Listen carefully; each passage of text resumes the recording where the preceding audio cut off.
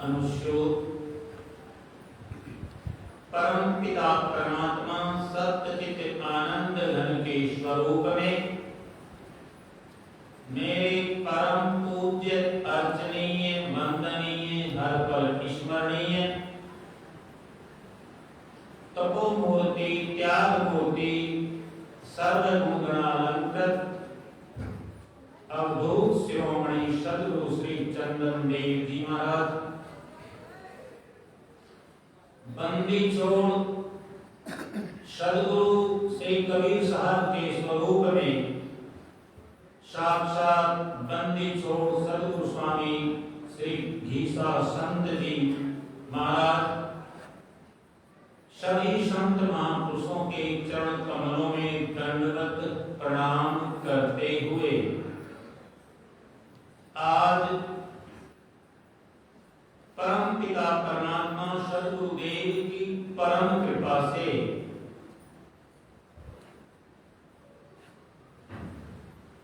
बंदी छोड़ श्री घीसा संत दरबार बड़वासनी धाम में भादो मास में तो सत्संग आयोजन में पधारे हुए सभी सत्संग रस पिपासु सज्जनों, परमात्मा पथिक पर चलने वाले सभी जिज्ञासुओं को हमारी तरफ से करबद्ध सत्साहिब सज्जनों, परमपिता परमात्मा की सद्गुरुदेव की संतों की हमारे ऊपर ये बहुत बड़ी कृपा है जो हमको सत्संग मिल रहा है। सर्वप्रथम तो नर देह मिलनी ही बड़ी मुश्किल है। 84 लाख योनियों में जीव भटकता रहता है, हमारी बड़ी दुर्दशा रहती है। कैसा कैसा शरीर हमको प्राप्त होता है अज्ञान के कारण। संतों की सद्गुरु की परमात्मा की जब विशेष कृपा हम पर होती है, हमको मानव शरीर मिलता है। मानव शरीर भी फिर कहीं ऐसे क्षेत्र में ऐसे घर में मिले जैसे आप लोग हैं, बड़े बड़भागी हैं आप, ऐसे क्षेत्र में जन्म लिया जहां सत्संग की ज्ञान गंगा लगातार बहती रहती है। मैं तुम लोगों को बहुत बहुत साधुवाद देता हूं। हर महीने के आखिरी रविवार को भी यहाँ सत्संग और भंडारा होता रहता है।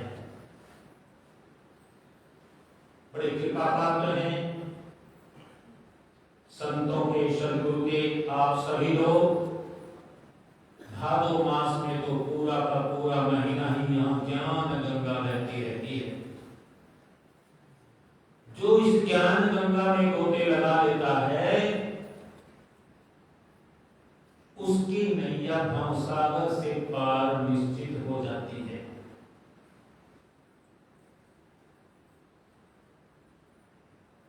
गोस्वामी तुलसीदास जी ने तो यहां तक कहा, एक घड़ी आधी घड़ी आधी की पुनि आध, तुलसी संगत साध की कटे कोटि अपराध।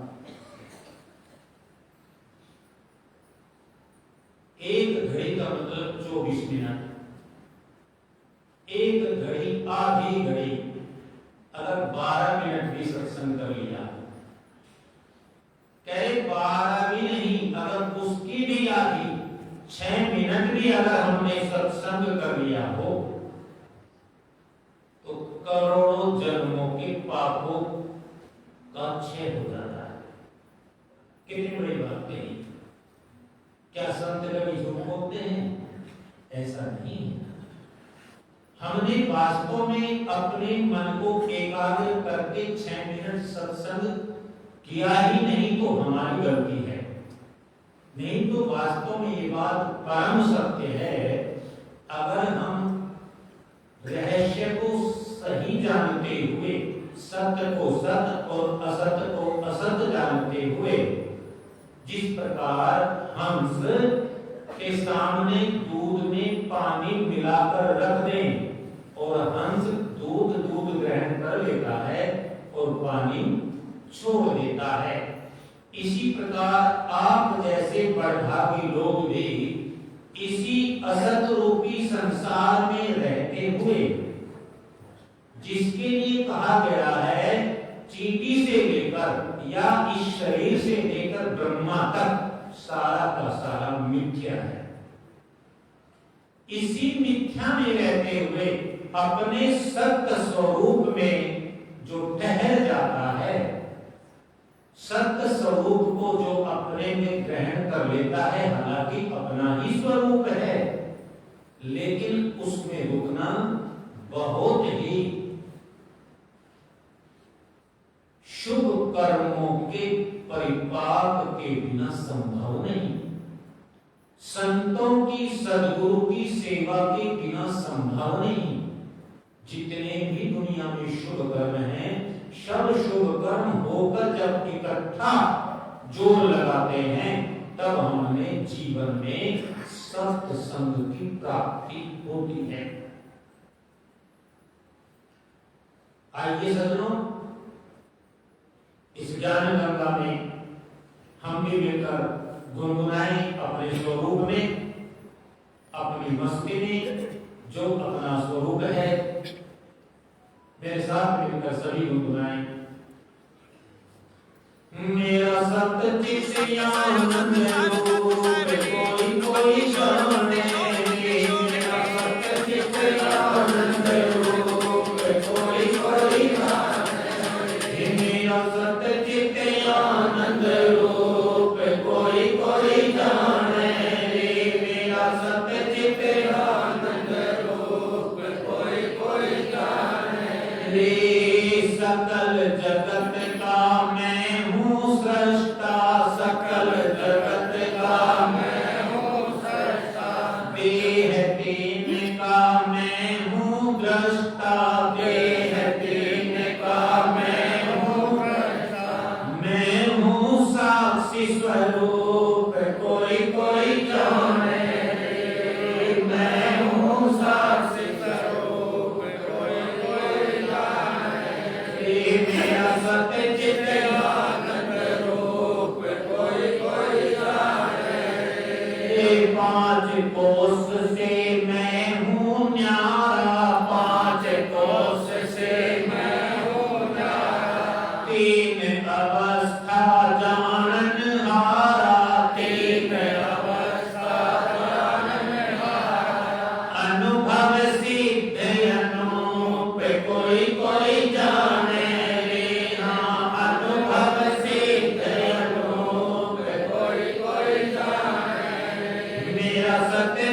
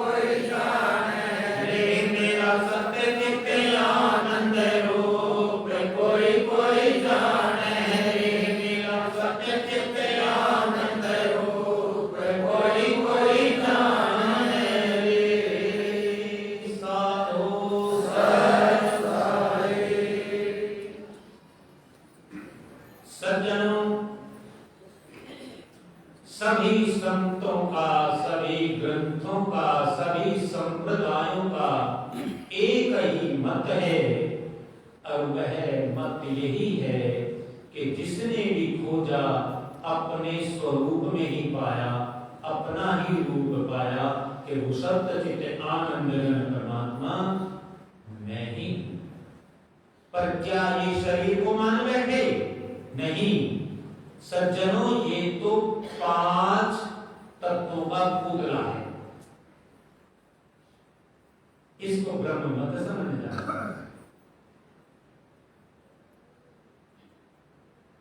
ये इसका साक्षी है, जो इसका दृष्टा है। हमारे बंदी छोड़ ईशा संत जी महाराज जी ने इसका नाम दिया सत्य साहिब। क्या नाम दिया? बार बार यही कहा बंदी छोड़ जी ने कि इसकी ही साधना करो और कुछ करने की जरूरत नहीं। सब मंत्रों का सार है सत्य साहिब। साधो यानी इसकी साधना करो, पक्का करो। जो अपना आत्मा स्वरूप है, जो भगवान श्री कृष्ण ने श्रीमद् भगवद गीता में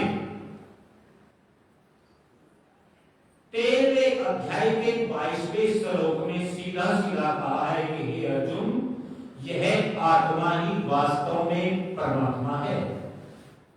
ये ही ब्रह्मा बन जाता है, ये ही विष्णु बन जाता है, ये ही शिव बन जाता है। और इतना सब बनने के बाद भी, ये सब कुछ बनने के बाद फिर भी अपने आप में पूर्ण सच्चिदानंद बना रहता है। ऐसा हमारा ये आत्मा है। जो इस आत्मा में रमण करता है, जो इस स्वरूप को अपना स्वरूप समझता है, वही महात्मा कहलाता है। न तो कपड़े रंगने से महात्मा हो सकता, न मुंड मुड़ाने से महात्मा हो सकता, न जटा बढ़ाने से महात्मा हो सकता, न तिलक और कंठी से इसका कुछ लेना देना है। सत्य को सत्य स्वीकार करना, यही संत बना है। और सत्य है आत्मा, और वो आत्मा एक है, अनेक नहीं। जब समझ में आ गया आत्मा एक है, सारे ब्रह्मांड में करोड़ों ब्रह्मांड हैं ऐसे, और फिर भी वह आत्मा, वो मेरा स्वरूप एक ही है। जब एक ही है तो फिर द्वैत कहां, ऊंच नीच कहां है, मेरा तेरा कहां है। लेकिन क्या यह बात बगैर सदगुरु की शरण में जाए समझ में आ सकती है? संभव ही नहीं। इसलिए बंदी छोड़ घीसा संत जी कहते हैं, घीसा गुरु ईश्वर गुरु पार ब्रह्म, सदगुरु सबका देव। गुरु बिन पार न पावही, कामे शरण लेव। ईश्वर अलग है और परमात्मा अलग है। कह रहे हैं अगर एक ही होता तो बंदी छोड़िए 2 शब्द क्यों लिखते? घीसा गुरु ईश्वर गुरु पार ब्रह्म। ईश्वर माया उपाधि से परमात्मा जीवों को फल देने वाला स्वरूप है। बस फर्क इतना है, जो ईश्वर स्वरूप में परमात्मा है वह ये जानता है कि मैं ये स्वरूप नहीं, मैं परमात्मा हूं। लेकिन जीव इस बात को नहीं जानता। जीव में ये शरीर का मैं पना और मेरा पना आ गया, ये अज्ञान के कारण, इस अविद्या के कारण जीव फंस गया। जब फंस गया वही परमात्मा ईश्वर रूप में फलदाता बन जाता है। इसलिए संसार वासियों को जो इस सत्य साहिब को नहीं जानते, जो अपनी आत्मा है, इस स्वरूप को नहीं जानते, उन्होंने सभी ने अपने कर्म का फल भोगना पड़ता है। कर्म के फल से नहीं कोई बच सकता। कर्म के फल से तो वही बच सकता है जो अपने स्वरूप में रहता है, जो स्वरूप सत्य है, चित्त है, आनंद है, वो अपना स्वरूप है। जो भी इस स्वरूप में निरंतर रहता है उसको कर्म लिपायमान नहीं होता। लेकिन सदगुरु की शरण में जाए बिना यह बात समझ में आ भी नहीं सकती। चाहे कितने ही जन्मों तक सत्संग कर लो, लेकिन सदगुरु की शरण में जाए बिना यह बात समझ में बिल्कुल नहीं आ सकती। क्यों नहीं आ सकती? उसका कारण यह है कि हमारे दिमाग में से जीवपना नहीं निकलता। जब जीवपना नहीं निकलेगा तो कर्तापना भी नहीं निकलेगा। जब कर्तापना नहीं निकलेगा तो भोक्तापना तो नेचुरली होगा, वो अपने हाथ में नहीं है। उसमें तो भगवान श्री कृष्ण ने दूसरे अध्याय में साफ साफ कह दिया, कर्मण्येवाधिकारस्ते मा फलेषु कदाचन मा कर्म फल हेतु भूर्मा संतोते अस्तु कर्मणि। इसी पर एक दृष्टांत संत महापुरुष दिया करते हैं। एक घटना एक बार इस प्रकार घटी। महाराज राजा जनक ने भी इस बात पर विचार किया और तो उन्होंने सोचा कि मैंने गुरु धारण करना चाहिए, किसी संत की शरण में जाना चाहिए। तो सज्जनों, समस्या ये आती है कि हम जीव रूप में है, संत को पहचाने कैसे? तो राजा जनक जी बड़े विद्वान थे। उन्होंने घोषणा कर दी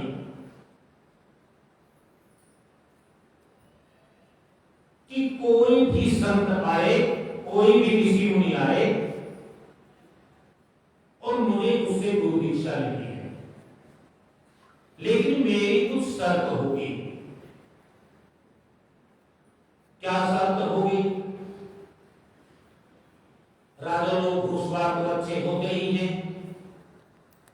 राजा जनक जी शर्त रख दी, घोड़ा सजकर तैयार खड़ा होगा,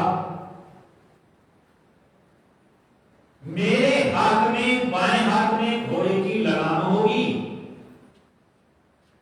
बायां पैर घोड़े की रकाब में रखा होगा और दायां पैर घोड़े के ऊपर होगा। और जितनी देर में मैं दायां पैर घोड़े के ऊपर रखूं, इतने से समय के अंदर जो मुझे परमात्मा का दर्शन करा दे, मैं उसको गुरु मान लूंगा, मैं उसका शिष्य बन जाऊंगा। सज्जनों, गुरु बनना बड़ा आसान लगता है। बनना चाहिए हमें शिष्य। अगर हम शिष्य बनना जान गए, गुरु बनने की कोई जरूरत नहीं है, कुछ भी जरूरत नहीं है। महाराज जनक जी का यह दृष्टांत हमको बता रहा है। तो यह घोषणा चारों तरफ कर दी गई।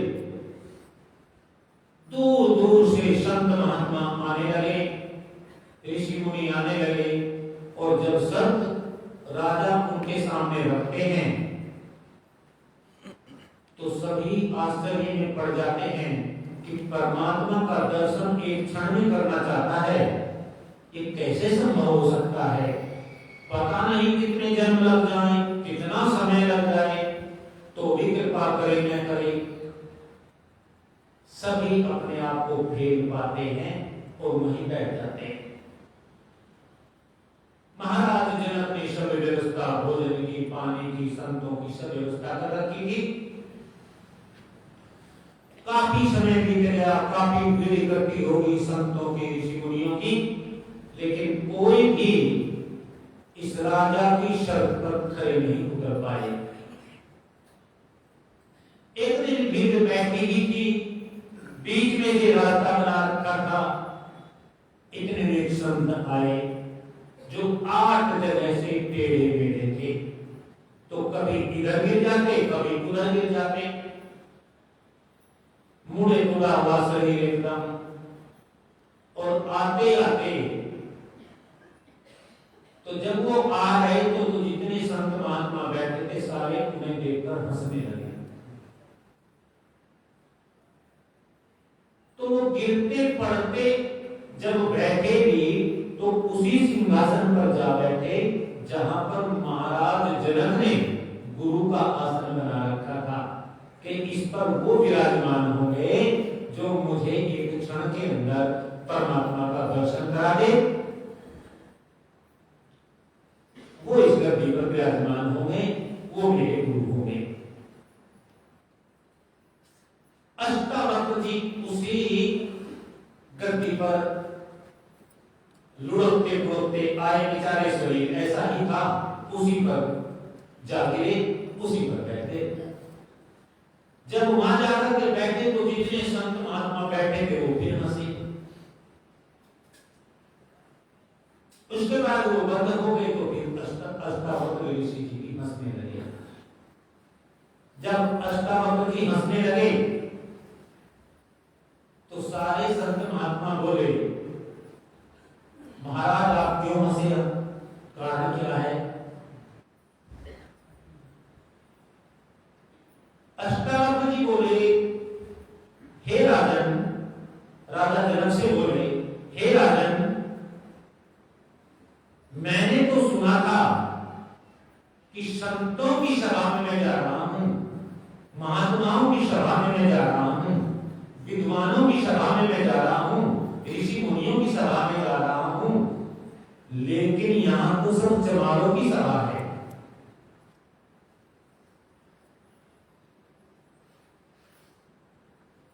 संत महात्मा बोले, महाराज आप हमको चमार कहते हैं? अष्टावक्र जी बोले, बिल्कुल सही, हम आपको चमार कहते हैं। चमार कोई जाति नहीं है, जाति तो मानव है। क्या जाति है? मानव। मानव का क्या अर्थ है? मां मैंने नहीं, ठीक समझ लेना, हमारी जाति मानव है, मां मैंने नहीं, नव मैंने नया।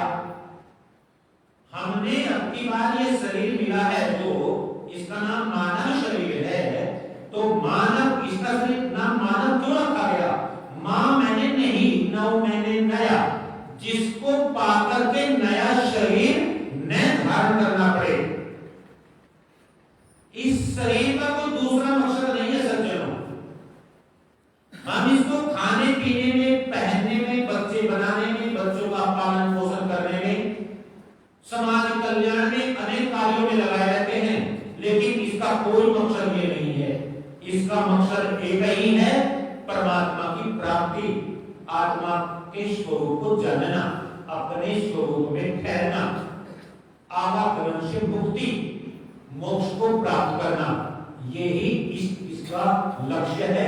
इसलिए यह उत्तम बताया गया है।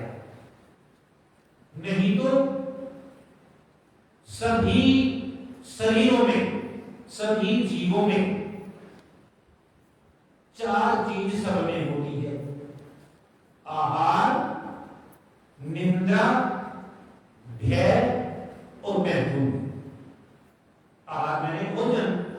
सभी जीव, जितने भी जीव हैं, जल चर, थल चर, वन चर, भूचर, सभी भोजन भी करते हैं। भोजन सबका अलग अलग है, इतना फर्क है। निंदा, नींद भी सभी लेते हैं, मनुष्य भी लेता है और 84 लाख योनियों भी सभी लेती है। भय, भय भी सब में है। ऐसा कोई जीव नहीं जिसमें भय नहीं होगा, हो भय भी है। और मैथुन यानी कि संतानोत्पत्ति करना, ये भी सभी जीवों में है। तो मनुष्य में क्या अलग से है? मनुष्य में यही अलग है, इसको मनुष्य नाम भी दिया गया शरीर को, यानी कि मननशील हो। मननशील जो हो, विचार करे, मैं क्या बोल रहा हूं, मैं क्या कर रहा हूं, मैं क्या खा रहा हूं, विचार करके करे, मनन करे। ऐसा नहीं कुछ भी खा लिया, कुछ भी पहन लिया, कुछ भी देख लिया, कुछ भी सुन लिया, कहीं भी चल दिए, कुछ भी कर लिया, नहीं। दो ही तरह के मनुष्य केवल होते हैं, एक तो मनमुखी और एक गुरुमुखी। जो गुरुमुखी होते हैं वो अपने को तोल के रखते हैं, समझ के। तो अष्टावक्र जी ने कही, ये तो राजन चमारों की सभा है। संत बोले, आप हमको चमार कहते हैं? बोले हाँ। बोला कैसे? बोला आप ये बताइए, आप हंसी क्यों? बोले आपके शरीर को देखकर। तो अष्टावक्र जी बोले, मेरे शरीर को देखकर हंसे हैं, शरीर तो चमड़े का है, इसका मतलब तुम्हें चमड़े का ज्ञान है, तो इसलिए तभी तो मैंने चमार कहा ना। संत महात्माओं ने विचार करके कहा, वास्तव में ये तो हमारी गलती है, हम शरीर की बनावट को देखकर हंसने लगे। अच्छा दोबारा क्यों हंसे? अष्टावक्र जी ने पूछा महात्माओं से कि दोबारा हम इसलिए हंसे महात्मा जी कि जिस गद्दी पर आप जाकर बैठे हो, क्या उस गद्दी का महत्व भी जानते हो? बोले क्या महत्व है उस गद्दी का, बताइए, इसकी भी क्या क्या राज है इसमें? बोला जानते हो उसमें राजा जनक की क्या शर्त है इस पर बैठने वालों के लिए? बोले बताइए। तो राजा से ही बोला, बोले महाराज अष्टावक्र जी कि हे राजन, आप ईश्वर बताइए आपकी क्या शर्त है जो इस गद्दी पर बैठेगा उसके लिए। तो राजा जनक जी विद्वान थे, हाथ जोड़कर दंडवत प्रणाम करके बोले, हे महापुरुष, मेरी ये शर्त है, घोड़ा सजकर तैयार खड़ा होगा, बाएं हाथ में मेरी लगाम होगी, बायां पैर घोड़े की रकाब में रखा होगा और दायां हाथ मेरा घोड़े के ऊपर होगा। जितनी देर में मैं दायां पैर घोड़े के ऊपर पहुंचा दूं, इतने से समय के अंदर जो मुझे परमात्मा का दर्शन करा दे उसको मैं गुरु धारण कर लूंगा, मैं उसका शिष्य बन जाऊंगा और वह महापुरुष इस गद्दी पर विराजमान होगा। अष्टावक्र जी बोले, हे राजन, हम आपकी शर्त के लिए तैयार हैं, घोड़ा मंगाया जाए। राजा के आदेश की जरूरत थी, इतने में घोड़ा सजकर तैयार आ गया।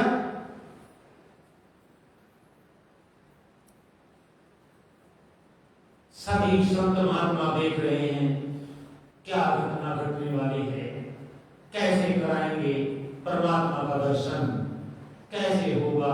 हम तो भजन करते करते थक जाते हैं, कोई कहता इतने घंटे बैठते हैं, कोई कहता इतने, कोई कहता हम ब्रह्मचारी हैं, कोई कहता हम ऐसे हैं, कोई कहता हम पहाड़ में रहते हैं, गुफा में रहते हैं। अनेकों अनेकों प्रकार से भगवान के जप में लगे हुए हैं। सभी ध्यान से देख रहे हैं घटना को। महाराज जनक घोड़े के पास आए। अष्टावक्र जी बोले, राजन क्या आप तैयार हैं? बोला जी गुरुदेव, मैं तैयार हूं। अष्टावक्र जी बोले कि हे राजन, किसके लिए तैयार हैं? अब आप बताए। राजा साहब तैयार खड़े हैं, बाएं हाथ में लगाम है और बायां पैर घोड़े के रकाब में है और दायां पैर बस पहुंचाना है। इस स्थिति में राजा खड़ा हुआ है। सभी संत ऋषि मुनि देख रहे हैं। अष्टावक्र जी बोलते हैं, हे राजन, क्या आप जानते हैं गुरु दीक्षा लेने से पहले क्या करना पड़ता है?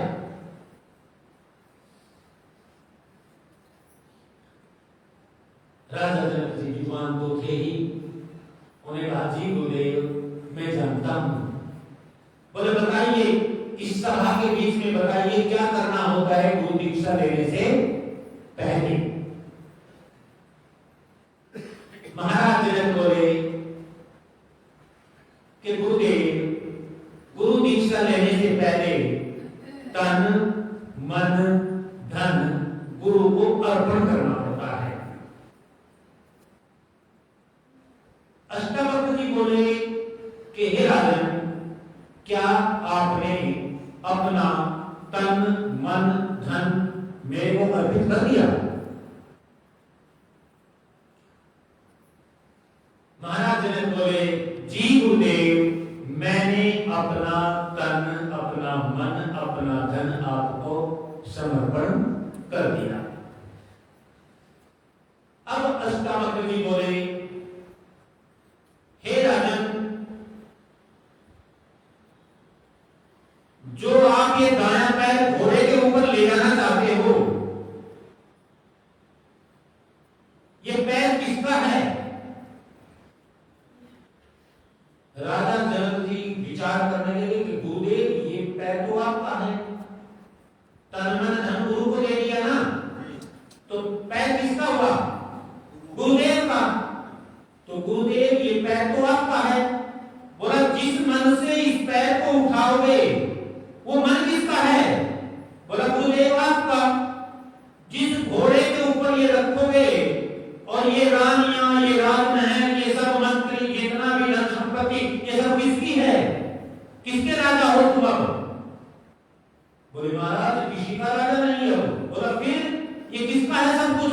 बोला, गुरुदेव आपका। राजा जनक जी बड़े विद्वान थे, बहुत मनन किया, विचार किया, और जैसे ही ये स्थिति बनी हुई थी, बाएं हाथ में लगाम, बायां पैर रकाब में और एक हाथ घोड़े के ऊपर लाया, ऐसे जो स्थिति में बात हो रही थी। और जैसे ही महाराज जनक ने ये विचार किया तो अपने आप उस स्थिति में पहुंच गए जो बंदी छोड़ ही शासन की आरती में आता है, सौम्य मंडल की फेंकी देई अमृत रस की। गड़बड़ हमारे में ये ही है, इतनी ही बस। तन भी मेरा है, मन भी मेरा है, धन भी मेरा है और गुरु भी मेरे हैं। कैसे मुक्ति हो सकती है? राजा जनक जी वहीं बेहोश स्थिति में हो गए, तन की भी शुद्धि भूल गए, मन से भी एकदम परे हो। जब मन है ही नहीं मेरा, तन है ही नहीं मेरा, धन है ही नहीं मेरा, तो बताइए निर्विचार हो जाएगा कि नहीं एकदम आदमी? और निर्विचार हुए बिना क्या मोक्ष प्राप्त हो सकता है? क्या मनुष्य अपने आप में शांत हो सकता है? जब तक निर्विचार नहीं होगा मन शांत हो सकता है क्या? मन शांत जब तक नहीं होता जब तक मन मेरा है, जब तक तन मेरा है, जब तक धन मेरा है, परिवार मेरा है, बेटा बेटी पत्नी पति सब कुछ मेरा, पाल रखा जो कदों और गुरु भी मेरे हैं। तो मोक्ष का दरवाजा सज्जनों नहीं खटखटाया जा सकता। तो राजा जनक जी वहीं बेहोश स्थिति में हो गए और लोगों ने और मंत्रियों ने खींचकर राजा को वहां से बेड पर डाला, लेकिन उनका केवल श्वास चल रहा था। काफी समय के बाद उन्होंने अपनी समाधि से बाहर आए और गुरुदेव के चरण पकड़ दिए। इसलिए संतों ने कहीं कहीं कहा है कि मारी थी लागी नहीं बंक नली में फूंक, गुरु बेचारा क्या करे जब चिल्ले में हो चूक। संत में सज्जनों एक विशेष गुण होता है। क्या होता है? दया धर्म का मूल है, पाप मूल अभिमान। आप तो सभी विद्वान यहां बैठे हैं, मैं तो आप सभी को वास्तव में हृदय से धन्यवाद देता हूं और आपकी जो जागृत अवस्था है उस सभी को नमस्कार भी करता हूं।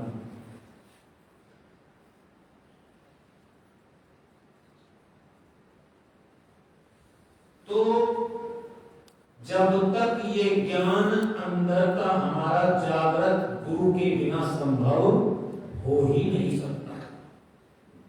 गुरु कृपा कब होगी? कहते हैं गुरु कृपा बड़ी मुश्किल से होती है। सोचते हैं कुछ लोग गुरु की कृपा तो बहुत ही सुगम है, बहुत सुगम है, इतनी सुगम है जिसकी कोई हद नहीं। अगर गुरु की कृपा हो जाए तो फिर दुर्गम भी क्या है दुनिया में, बताओ। परमात्मा की दुर्लभ नहीं, संसार तो कुछ है ही नहीं, संसार तो है ही मिथ्या। इसके लिए तो बंदी छोड़ गीता संत कह रहे हैं, संसार के लिए तो घीसा सदगुरु के दरबार में माया रहत हजूर, जैसे गारा राज को भर भर वेद। कोई कोई सज्जन तो बेचारे ये देखने लग जाते हैं तो महात्मा भी पैसे लेता।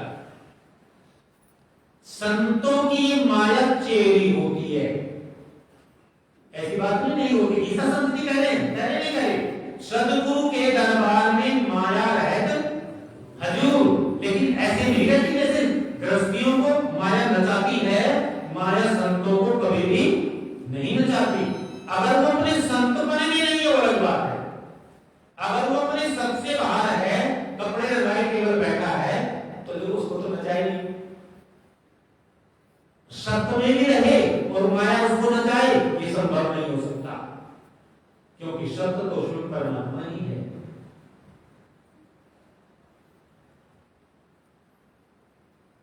दया धर्म का मूल है, दया धर्म का मूल है जड़, और पाप मूल अभिमान। पाप का मूल क्या है? क्या है पाप का मूल? अभिमान। क्या होता है? नहीं, अहंकार अभिमान नहीं होता। अहंकार अगर अभिमान होता तो आज की भी ये नहीं आता, अहंकार अभिमान बिडारा, आता कि नहीं आता? एक ही शब्द आता ना, फिर दोनों शब्द जो लिखे महापुरुषों ने, अहंकार अलग है सज्जनों, अभिमान अलग है। अभिमान का मतलब है अभी का मान करना, समझने की बात। अभी का मतलब जो शरीर हमने अब की बार मिला, यानी कि शरीर तो हम लाखों पहले भी ले चुके हैं, पता नहीं कितने जीवों के रूप में भटकते आए हैं। ये तो बता रहे हैं ना, संत सदगुरु की कृपा हम पर हो गई, हमें मानव शरीर मिल गया, और इसमें लेकर अभी का मान जो कर बैठे कि मैं फलाना हूं नाम वाला। समझ में आ गई बात? अभिमान किसे कहते हैं? अब की बार जो शरीर मिला है, अब की बार जो बुद्धि मिली है, अब की बार जो इंद्रियां मिली हैं, इनका मान करने को बोलते हैं अभिमान। ये कभी नहीं करना चाहिए। क्या ये शरीर छूटेगा नहीं? क्या ये इंद्रियां छूटेगी नहीं?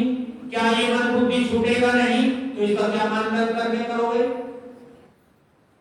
संसार की कोई भी वस्तु हो सकता है 1 घंटे की गारंटी देती हो, 1 साल की गारंटी देती हो, पर इस शरीर की कोई गारंटी है क्या? इसका तो सज्जनों इस क्षण का भी भरोसा नहीं है। लेकिन इसमें शरीर की सुंदरता का अभिमान कर लेंगे, बल का अभिमान कर लेंगे, बुद्धि का अभिमान कर लेंगे, पद का अभिमान कर लेंगे, जाति का अभिमान कर लेंगे, अनेकों प्रकार से अभिमान कर बैठे हैं। दूसरा शब्द है अहंकार। अहम मैंने मैं, कार मैंने करता हूं क्रिया। समझ लेना दोनों शब्द। अहंकार किसे कहते हैं? अहम मैंने मैं, कार मैंने क्रिया, यानी कि मैं जो करता हूं उसमें जो कर्तापना का अहंकार कभी भी पूरे कर्म में नहीं आता। देखिए,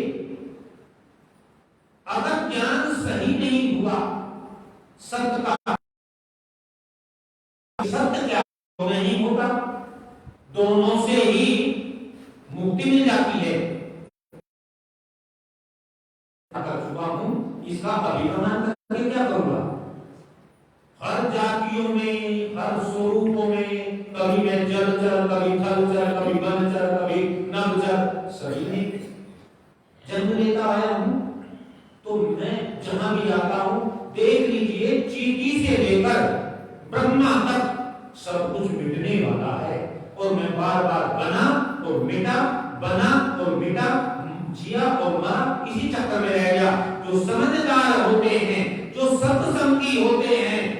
जो शिष्य होते हैं वो कभी भी अभी का मान नहीं करते। और दूसरा अहंकार, अहंकार भी कैसे करेंगे? क्यों? एक ग्रंथ है विचार सागर। विचार सागर में हरियाणा में ही रोहतक जिले में संत हुए हैं जिन्होंने ये ग्रंथ लिखा है। और ऐसा ग्रंथ है, अपने आप में वास्तव में दिव्य ग्रंथ है। उन्होंने ग्रंथ लिखने से पहले ही एक दोहा लिखा। ग्रंथ का मंगलाचरण बाद में किया, उससे पहले एक दोहा लिखा कि पहले इस दोहे को समझ ले, फिर मंगलाचरण शुरू करूंगा। निश्चल दास जी महाराज उन्होंने लिखा, अस्ति भांति प्रिय सिंधु में नाम रूप जंजाल। क्या जंजाल है? नाम और रूप।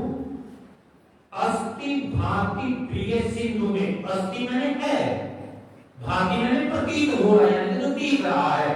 सिंधु मैंने सागर, यानी कि ये संसार रूपी सागर। अस्ति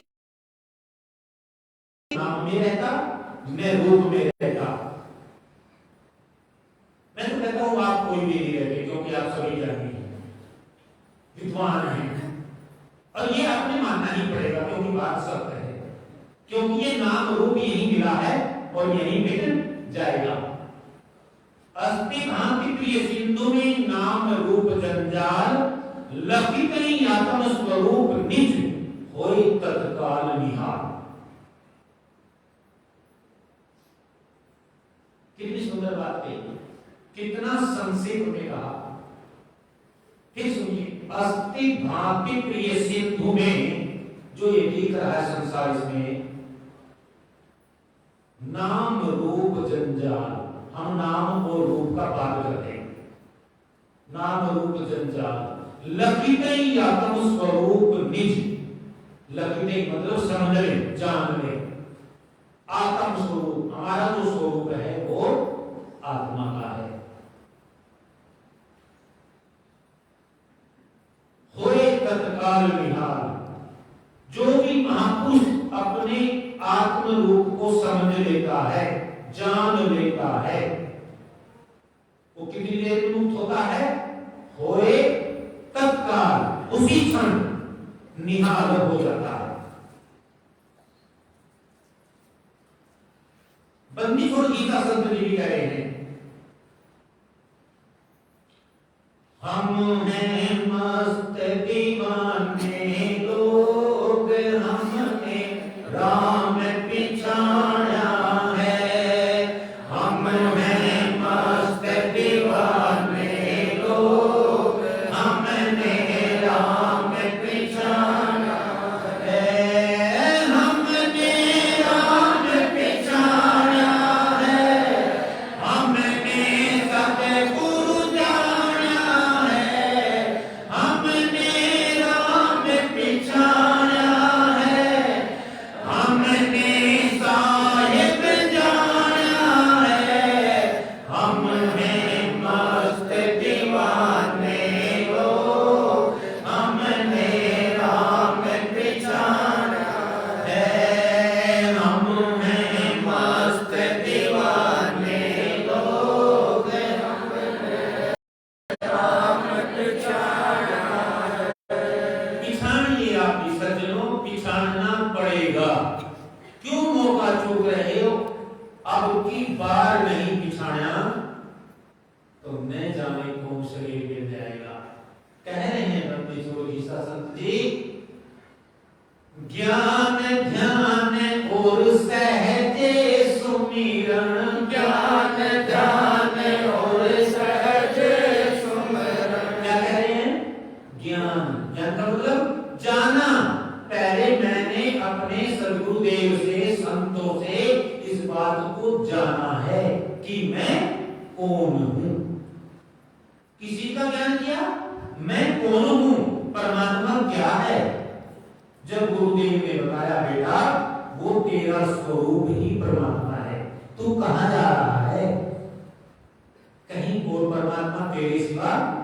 लेकिन ये हाड़ मांस के शरीर वाला नहीं, आत्मा रूप जो है ज्ञान, यानी कि जाना, समझा, विचार किया और मेरी समझ में जब आ गया, फिर जब मैंने समझ लिया, ध्यान।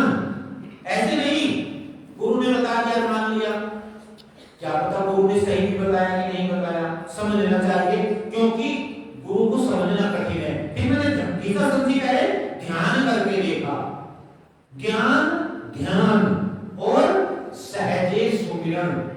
कैसे सुमिरन किया? सहजे का मतलब नेचुरली। बताइए अपने स्वरूप का सुमिरन क्या करना पड़ेगा? क्या अपना नाम रखते हो आप कभी? कभी नहीं। लेकिन बाहिर्मुखी इंद्रियां होने से, बहिर्मुखी मन होने से, बहिर्मुखी बुद्धि होने से इसने हमारा अपहरण कर लिया। जो सर्वशक्तिमान परमात्मा हमारा स्वरूप है, कमाल की बात देखिए, क्योंकि हम निरंतर बहिर्मुख बने रहते हैं। अगर हम अंतर्मुखी हो जाएं, घीसा संधि कह रहे ना, घीसा अंदर में नाचे रहे नैनो दर से नूर, उन संतों के दरस में रहना सदा खजूर। ज्ञान, ध्यान और सहजे सुमिरन। ज्ञान, ध्यान और सहजे सुमिरन, ज्ञान, ध्यान और सहजे सुमिरन, प्रेम वचन मुख बोले हमने राम बिचारा। क्या कह रहे हैं? प्रेम वचन मुख बोल। क्यों प्रेम वचन ही क्यों बोले? क्योंकि जब संत सदगुरु ने हमको बता दिया जो तू आत्मा परमात्मा है, सभी में वही आत्मा परमात्मा तेरा अपना ही स्वरूप है। अपने से कभी कड़वा बोलना सोचोगे क्या? अभी कड़वा कोई पसंद करेगा क्या? तो फिर दूसरा तो उसकी नजर में रहा ही नहीं। जिसने सत्य स्वरूप को पहचान लिया कि मैं सत्य हूं और मैं शाहिद हूं, मैं आत्म स्वरूप हूं, जिसने ये जान लिया, यानी कि मैं का मतलब कि शरीर नहीं, सारे ब्रह्मांड में मेरा ही रूप है, इस तत्व को जान लिया तो सब में मैं ही तो दिख रहा हूं, यानी कि वो ब्रह्म ही तो दिख रहा है। बल्कि संत तो यहां तक कहते हैं, बड़ी सुंदर बात, लोग कहते हैं कि परमात्मा दिखता नहीं, एक झलक में मिल जाए तो भाव सागर से नैया पार हो जाए। लेकिन संत कहते हैं कोई ऐसा क्षण नहीं कि जिस समय परमात्मा नजर नहीं आता। बताइए वो कौन सा स्थान है जहां परमात्मा नहीं है? कौन सा हृदय है उसके बिना जो जिसमें परमात्मा नहीं है? सारी सृष्टि के कण-कण में परमात्मा, क्योंकि बना ही उसी से है। लेकिन नाम रूप क्रिया का बाध्य करना पड़ेगा, ये मिथ्या है। आगे कह रहे हैं मंत्री छोड़ी शासन जी, क्रिया कर्म भरम नहीं हमरे, क्रिया कर्म भरम नहीं हमरे, नहीं संशय नहीं शोक हमने राम बिचारा है। क्या बोले आचार्य मंत्री छोड़ी? जो क्रिया हो रही है, यानी कि जो बोल रहा हूं, देख रहा हूं, सुन रहा हूं, जो कुछ भी हुआ, ये जन्म ही नहीं है मेरा, जन्म भी शरीर का है। समझ में आएगा? शरीर में हूं नहीं, शरीर मेरा है नहीं। शरीर अगर मैं और मेरा होता तो मेरे अनुसार रहता ना, ये कहां रहता है? कितना ही कह दो ये बुढ़ापे की तरफ देखा जा रहा है, कितना ही रोक लो इसको ये दुखी भी हो जाता है, रुक नहीं पाता। तो न तो ये मैं हूं और न ये मेरा है। तो इसलिए गीता संत जी कह रहे हैं क्रिया कि जो कुछ भी संसार में क्रिया हो रही है, संसार कह दीजिए या शरीर कह दीजिए, आप विद्वानी है, जानते ही हैं, जो पिंडे सो ब्रह्मंडे, जो पिंडे सो, जो इस पिंड के अंदर है, 5 तत्व और 3 गुणों का प्रसार ये शरीर है, वही 5 तत्व और 3 गुणों का प्रसार सारा ब्रह्मांड है। बंदी छोड़ क्यों कह रहे हैं उनको बंदी छोड़? क्योंकि वो अपने स्वरूप में स्थित है। वो बंधन को उन्होंने छोड़ दिया और हम बंधन में बने रहते हैं। दिमाग से निकलता ही नहीं मैं ब्राह्मण हूं, दिमाग से निकलता ही मैं जाट हूं, दिमाग से निकलता ही मैं गुज्जर हूं, मैं चमार हूं, है ही नहीं। संत कह रहे तू मानव में नहीं है, ये भी तुझे हथियार मिला है, अपनी बात गाड़ी मिली है भवसागर से नैया पार करने को। इस गाड़ी में विशेष एक ही गुण है, आवागमन से मुक्ति, भवसागर से नैया पार करना।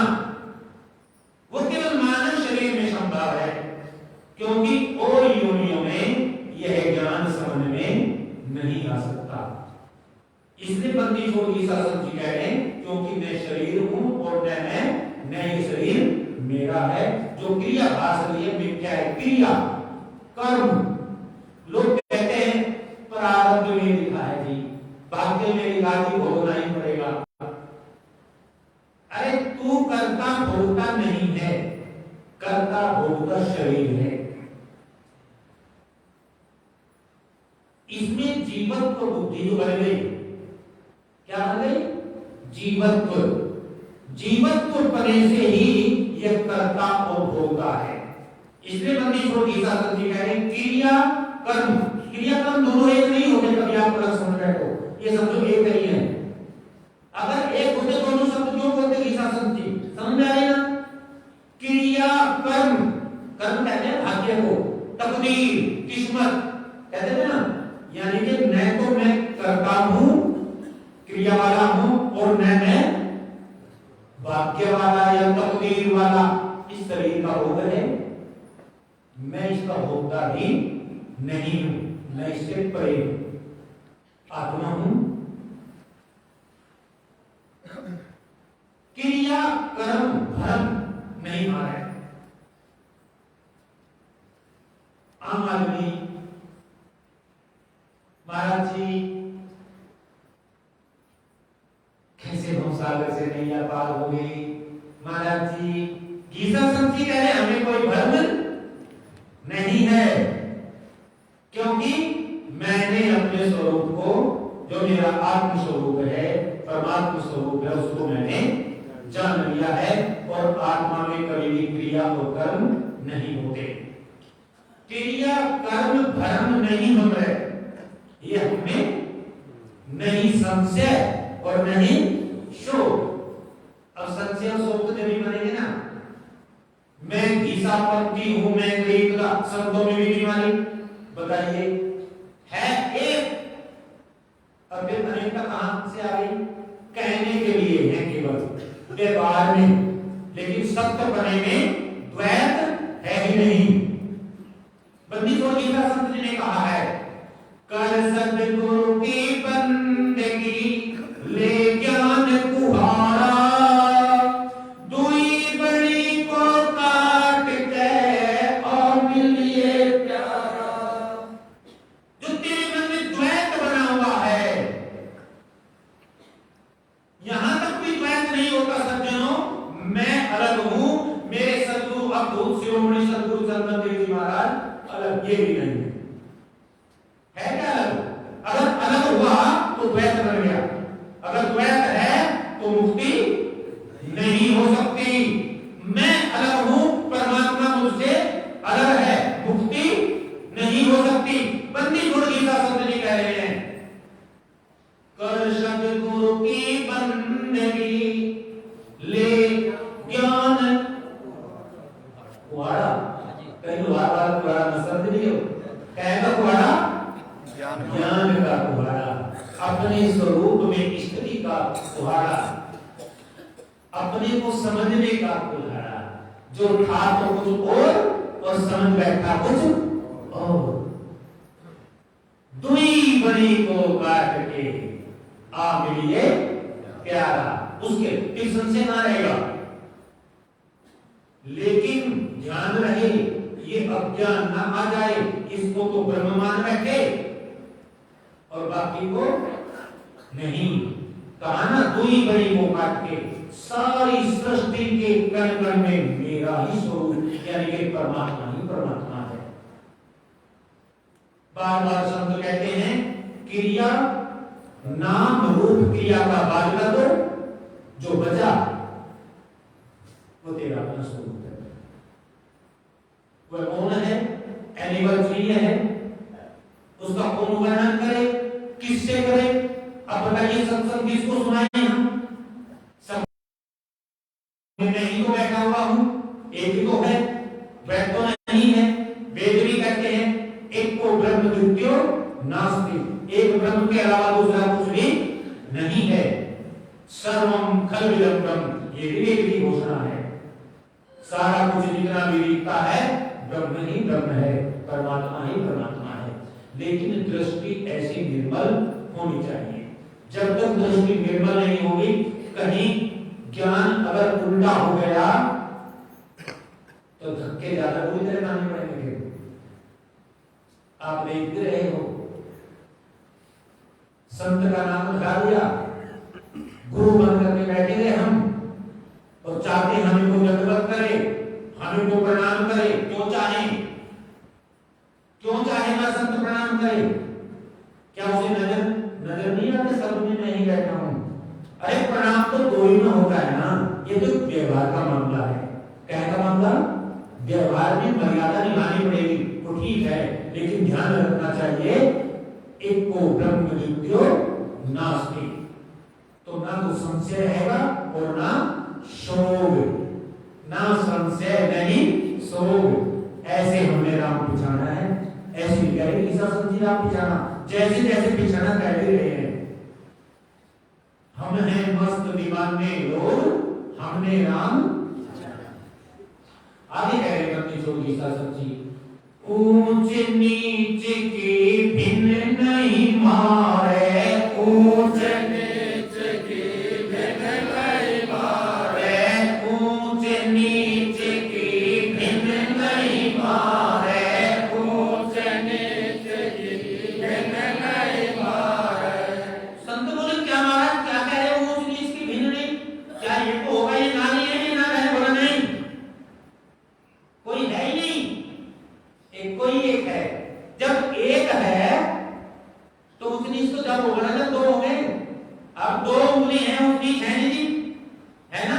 एक बड़ी और एक में कैसे ऊंच नीच हो जाएगी? परमात्मा एक है कि दो है? एक है, तो एक में ऊंच नीच कहां होगी? हो ही नहीं सकती। वो तो पहले कह दिया उनका, सदगुरु की बंदगी के ज्ञान कुहारा, दुई बड़ी को काटते आप मिलिए।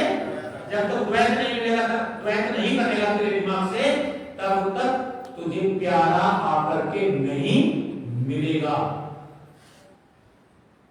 तो कह रहे ऊंच नीच की भिन्न नहीं मारे, ऊंच नीच की भिन्न नहीं मारे, नहीं दुखिया नहीं जो के हमने राम पिछाना। क्या बोले? दो ही नहीं है, जोड़े इससे।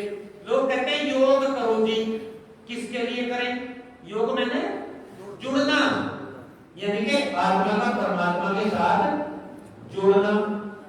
अरे यहां तो कह रहे हैं आत्मा ही परमात्मा है।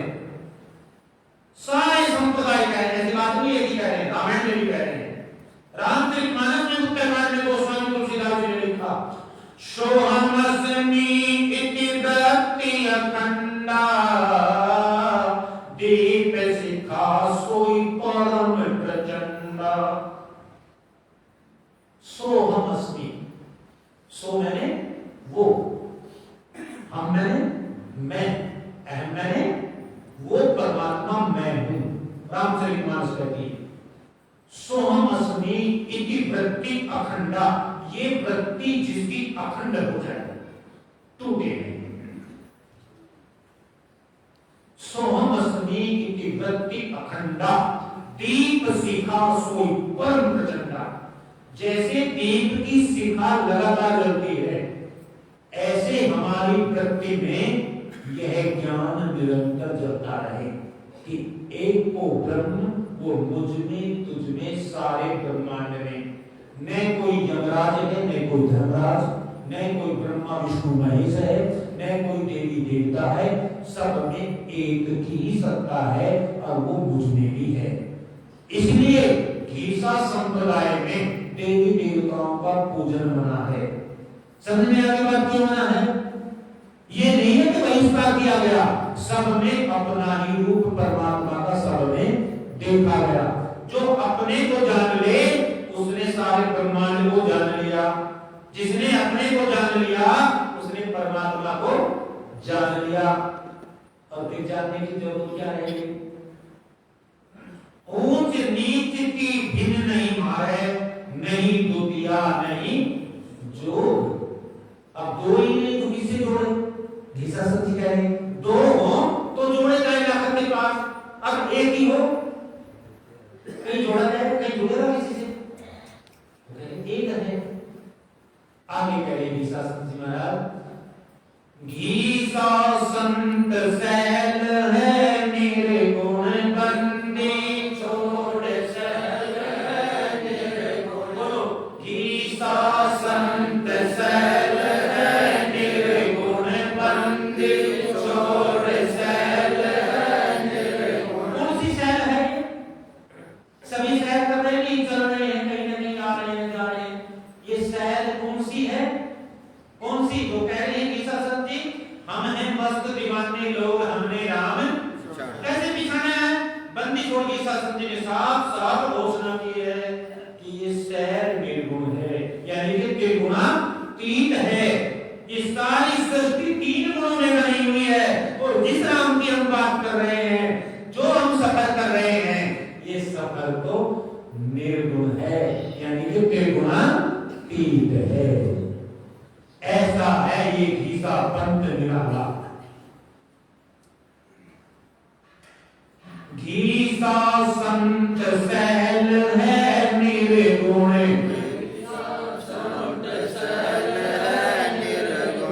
पाई वस्तु अमोल हमने राम पिछाड़ा है।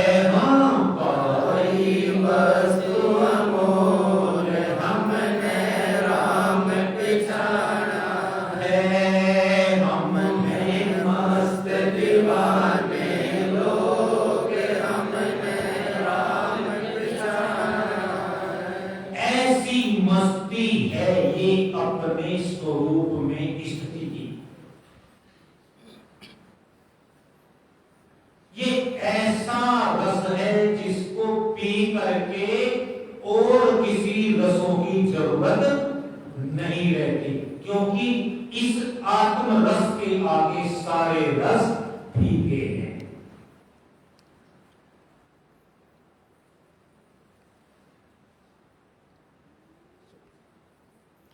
संत सदगुरु की कृपा की बात हो रही थी। दया धर्म का मूल है, पाप मूल अभिमान, और तुलसी दया न छोड़िए जब लगी घट में प्राण। एक और कहावत है, दया बिना संत कसाई। दया बिना संत, क्यों? क्योंकि जब दया धर्म का मूल है, अगर संत में दया ही नहीं तो संत किस बात का बताइए आप? क्योंकि उसने मूल ही नहीं पकड़ा। दया बिना संत कसाई, कह दो ना, डरते क्यों? दया बिना संत कसाई, और दया करी तो आफत आई, ये बात है। इसलिए संत अंदर से तो दया भाव पूर्ण रखते हैं, पूर्ण। और दया कहां होगी है संतों की? जब आगे हृदय निर्मल नजर आता है। क्योंकि पात्र भी तो चाहिए ना। बताते हैं ना, सिंघनी का दूध तो सोने के बर्तन में रखा जाएगा। अब ये तो एक छोटी मोटी बात है, सिंघनी का दूध और सोने का बर्तन कोई नहीं कर ले। ये परमात्मा रूपी ज्ञान तो निर्मल हृदय के बिना ठहरेगा ही नहीं, ठहर ही नहीं सकता। ऐसे भयंकर डर लगेगा। क्यों लगेगा डर? क्या असत है बात? असत नहीं है। क्योंकि आवरण इतना आ गया। किसको? जिसको बंदी छोड़ गीता संत जी कह रहे हैं, साधो सत साहिब।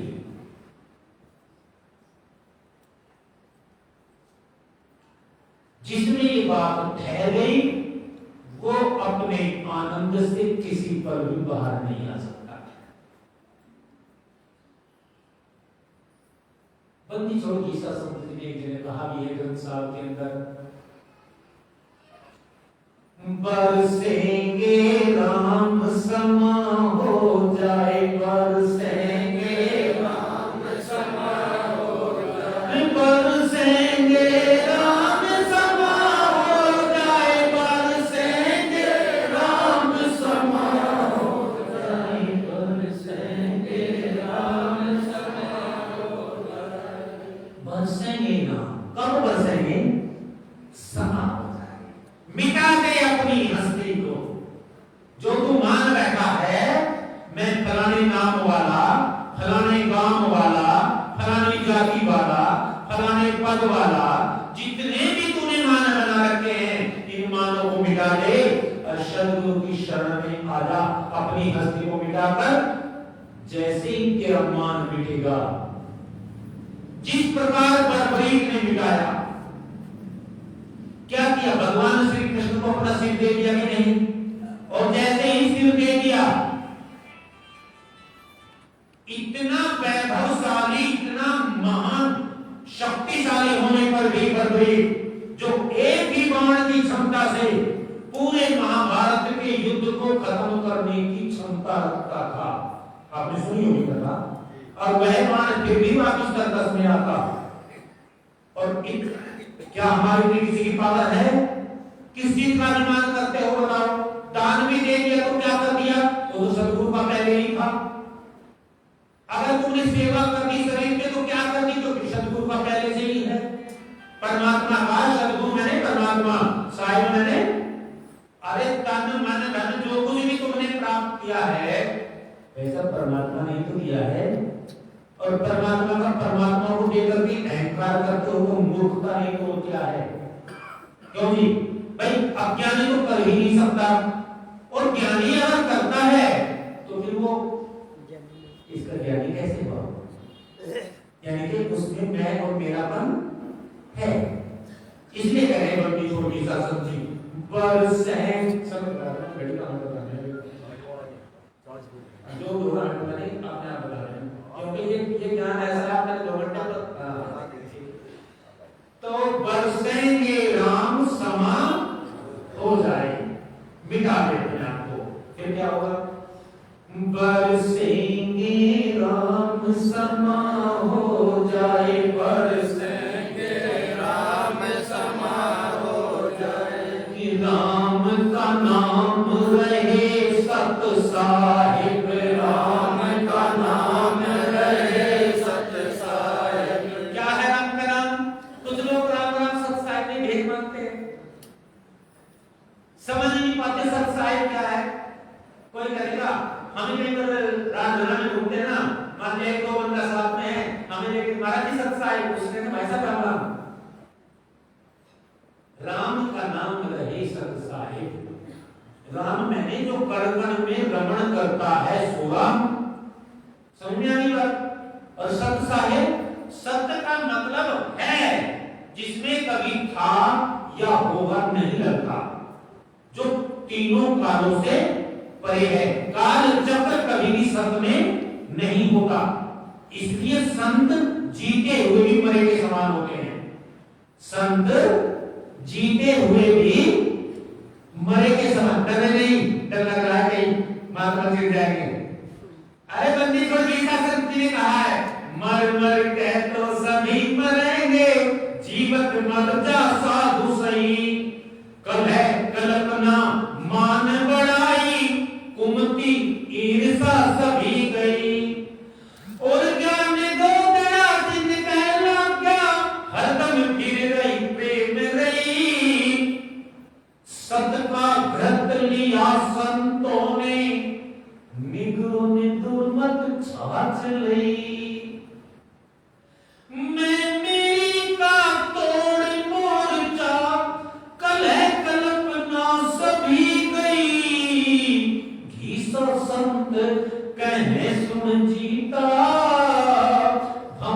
नाव पार गई।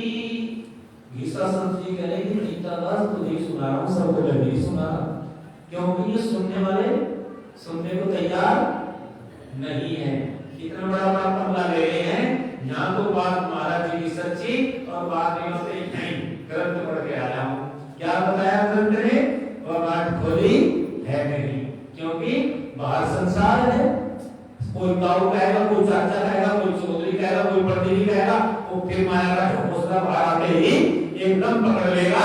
और वो जो अहम ब्रह्मस्मि वाला ज्ञान था, जो सोहम वाला ज्ञान था, जो शिवोहम वाला ज्ञान था, जो अयम आत्मा वाला ज्ञान था, जो प्रज्ञान ब्रह्म वाला ज्ञान था, जो तत्वमसि वाला ज्ञान था, जो अहम ब्रह्मास्मि वाला ज्ञान था, वो सारा का सारा एक झटके में चित्र कर देते हैं और उसमें पकड़ लेकर एक नंबर जाते हैं। हाँ, फलाने महात्मा जी, फलाने भगत जी, फलाने, है ना? इसलिए कह रहे हैं गीता, अरे गीता संत कहे सुन जीता, हमसे नाव पार गई। क्योंकि मर के तो सभी मरेंगे, जीवत मर जाओ साधु सही। कोई कोई तो सज्जन बेचारे ऐसा करते हैं, संतों के पास भी आते हैं और अपनी कहानी उभर की सुनानी शुरू कर देते हैं। हम कह रहे हैं कुछ भी क्रिया ही नहीं है भाई, और वो महाराज जी मैंने यूं किया। अरे हम कह रहे कुछ भी नहीं किया। ज्ञान के 4 साधन हैं, आप सभी विद्वान हैं, जानते होंगे। ज्ञान के अपने स्वरूप को जानने के, परमात्मा प्राप्ति के कितने साधन हैं?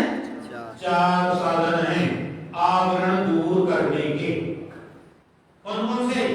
नंबर 1 विवेक, बोलो मेरे साथ, नंबर 1 विवेक, फिर बोलो नंबर 1 विवेक, हाँ। नंबर 2 वैराग्य, नंबर 2 वैराग्य, नंबर 3 सत संपत्ति, नंबर 3 सत संपत्ति। सत मैंने 6, संपत्ति मैंने धन, 6 प्रकार का धन जो एक नहीं माना गया है।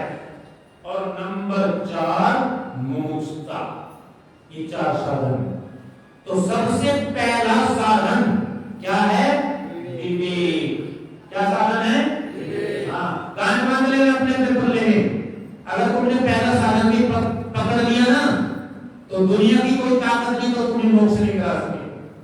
जो तुम्हें सुख नहीं दिला सके, जो तुम्हें शांति नहीं दे सके, जो तुम्हें आनंद नहीं दे सके, दुनिया की कोई भी पावर तुम्हारे पास, चाहे यमराज, धर्मराज, ब्रह्मा, विष्णु, महेश भी तुम्हारा कोई कुछ नहीं बिगाड़ सकता, अगर तुमने पहला ही साधन पकड़ लिया तो।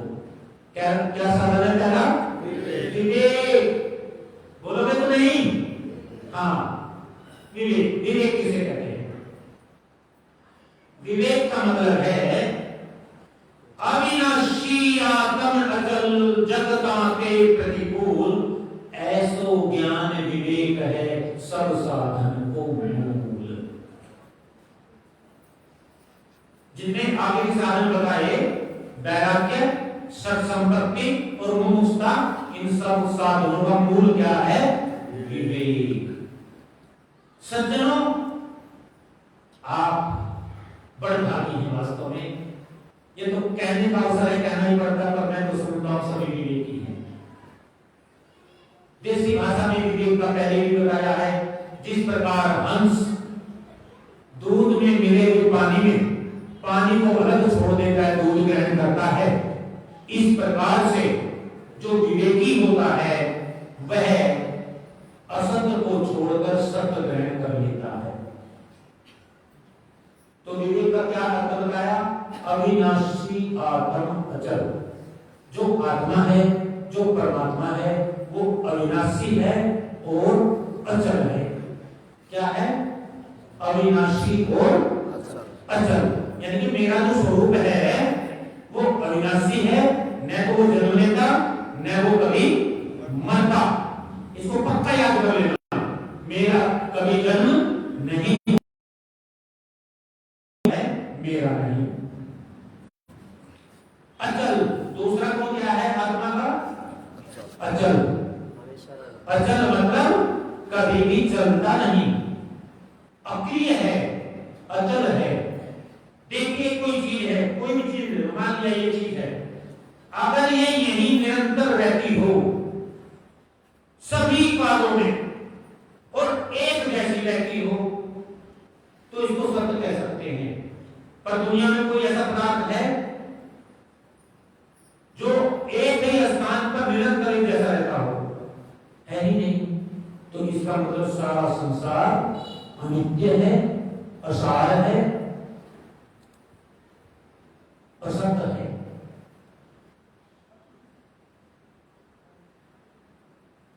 इसलिए कह रहे हैं बंदी छोड़ी सा संत जी, राम का नाम रहे सत साहिब, राम का नाम रहे सत साहिब। समझ में आ गया? विवेक से सत मैंने अचल, अविनाशी, आनंद स्वरूप, चेतन स्वरूप, ज्ञान स्वरूप, प्रकाश स्वरूप। समझ में आ गई? सत साहिब किसे कहते हैं? साहिब का मतलब सर्वशक्तिमान, जिसके ऊपर कोई साहिब नहीं, जो एक ही है, न ऊपर न नीचे। जो ये देख रहा है ये झूठ मूठ का प्रसार है सारा संसार। इसके ऊंचे नीचे पर ऊंचा नीचा अपना मत मानो, ये भास रहा है केवल। यहाँ प्रधानमंत्री भी कितने ही आए और कितने ही चले गए, सबने जाना है, लेकिन जो रहने वाला है, जो सत्य है, जो साहिब है, वो कभी आता जाता नहीं है, हमेशा रहता है। राम का नाम रहे सत साहिब, राम का नाम रहे सत साहिब, राम का नाम रहे सत साहिब, धर्म कर्म सब ही हो जाए बरसेंगे, राम सम हो जाए बरसेंगे, राम सम हो जाए। जिसने सत साहिब को समझ लिया उसका भ्रम और उसका कर्म सभी खो जाए, मिट जाता है। कितनी देर में? तुरंत, उसी क्षण। सज्जनों, मुक्ति ने घंटों में ही होते। राजा जनक को कितनी देर लगी? असली को पहचाना, असत का त्याग किया और वहीं मोक्ष को प्राप्त हो गए। वहीं जब तक हमारा देहाध्यास बना हुआ है, देह में मैं और मेरा होना बना हुआ है, ये मोक्ष नहीं कर सकता। तो कर्तापना भी जरूर बनेगा। कितने ही शुभ कर्म कर लो, उसके लिए भी जन्म लेना पड़ेगा। और जन्म, सारे दुखों की जड़ क्या है? जन्म। सारे दुखों की जड़ क्या है? डरो मत, नोट कर लेना। अब कहीं भी ग्रंथ से, किसी भी संत से पूछ लेना, शास्त्र ये बात बता रहे हैं, जो शास्त्र की बातें हैं, सभी ग्रंथों की, सभी पंथों की, सबकी। ये तो नहीं, तू नहीं जानता हो भाई, वैसे ही करने लगा राज करने में। राम का नाम रहे सत साहिब, भरम करम सब ही खो जाए, यूं खो जाते हैं। जिसने हमारी ऐसी तैसी कर रखी है, बार बार दुखों में, सुखों में, मान में, अपमान में, लेने में, देने में, आने में, जाने में धक्के खा रहे हैं। आगे कह रहे बंदी छोड़ी सा समझी, अरे तू कर्म को तू सब ही छोड़ दे, कर्म को तो सब ही छोड़ दे। बंदी छोड़ी ने शर्त लगा दी, कुकर्म करता है फिर ब्रह्म बनता है, कहा जाना पड़ेगा, कहा जाना पड़ेगा, जेल तैयार करिए, धक्के खाने पड़ेंगे। कुकर्म को तू सब ही, किसी भी प्रकार का कुकर्म तुझे नहीं करना। ये शब्द आदेश है बंदी छोड़ी सा संत का। जो भी करने लायक कर्म नहीं है वो नहीं करने चाहिए। कुकर्म को तू सब ही छोड़ दे, सुकर्म की जड़ इब को जाए, सुकर्म की जड़। ये कहा कल कर लेना सुकर्म, क्या करेगी शासन जी?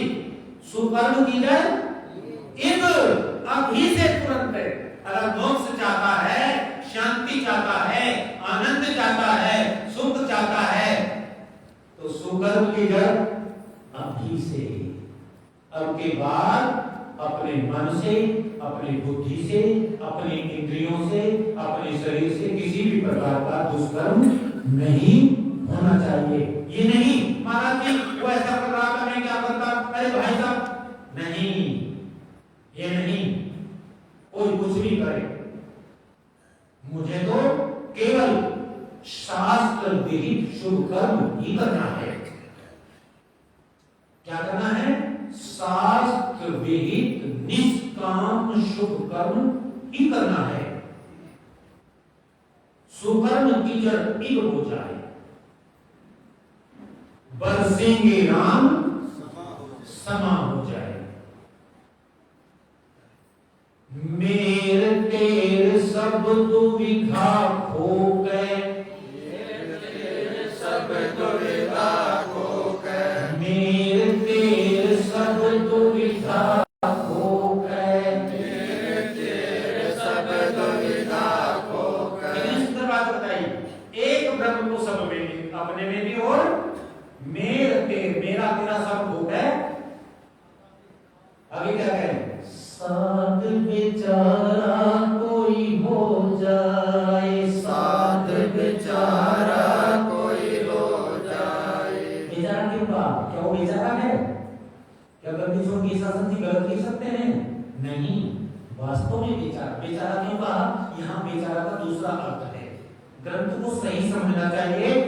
महापुरुषों की वाणी एकदम आनंद देने वाली। बेचारा इसलिए कहा गलती की शासन ने, मेर तेर सब दुविधा खोके, साध बेचारा कोई हो जाए।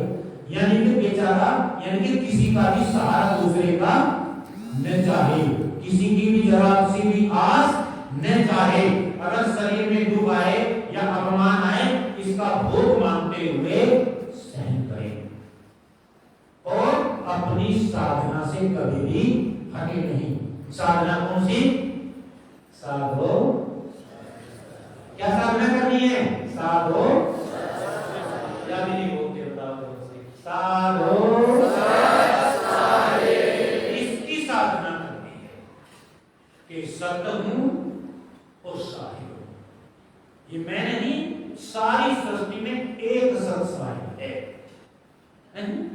मेर तेज ये सब, मेर तेज सब दुविधा हो गए, साध बेचारा कोई हो जाए।